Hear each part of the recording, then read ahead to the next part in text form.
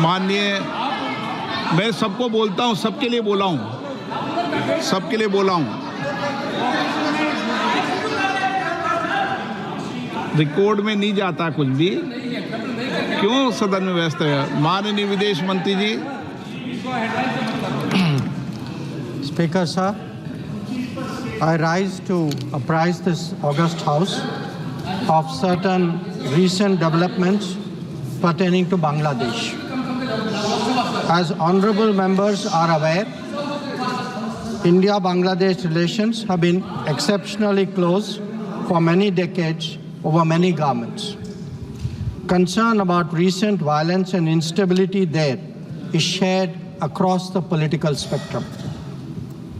Speaker sir, since the election in January 2024, there has been considerable tension, deep divides, and growing polarization in Bangladesh politics.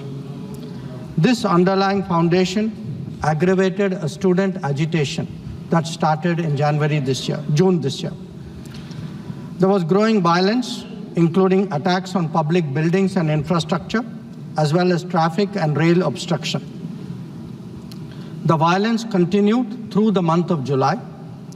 Throughout this period, we repeatedly counseled restraint and urged that the situation be diffused through dialogue. Similar urgings were made to various political parties, political forces with whom we were in touch. Speaker sir, despite the Supreme Court judgment on 21 July, there was no let-up in the public agitation. Various decisions and actions taken thereafter only exacerbated the situation. The agitation at this stage coalesced around a one-point agenda, that is that Prime Minister Sheikh Hasina should step down. On 4th August, events took a very serious turn. Attacks on police, including police stations, and government installations intensified even as overall levels of violence greatly escalated. Properties of individuals associated with the regime were torched across the country.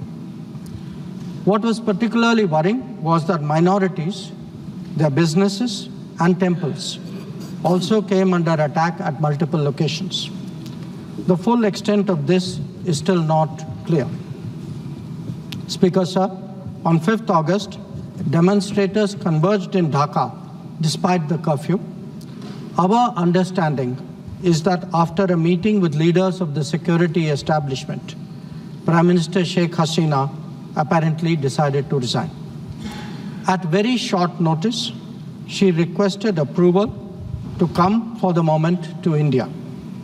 We simultaneously received a request for flight clearance from the Bangladesh authorities.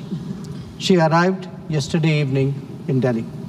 Speaker sir, the situation in Bangladesh is still evolving. The Army Chief, General Waqar-uz-Zaman, addressed the nation on 5th August. He spoke about assuming responsibility and constituting an interim government.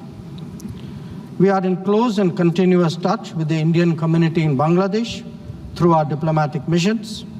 There are an estimated 19,000 Indian nationals who usually live there, of which about 9,000 are students. The bulk of the students, however, have already returned to India in the month of July on the advice of the High Commission. In terms of our diplomatic presence, in addition to the High Commission in Dhaka, we have assistant High Commissions in Chittagong, Rajshahi, Khulna, and Sylhet. It is our expectation that the host government will provide the required security protection for these establishments. We look forward to their normal functioning once the situation stabilizes. Speaker sir, we are also monitoring the situation with regard to the status of minorities. There are reports of initiatives by various groups and organizations to ensure their protection and well-being. We welcome that. We welcome that and will naturally remain deeply concerned till law and order is visibly restored.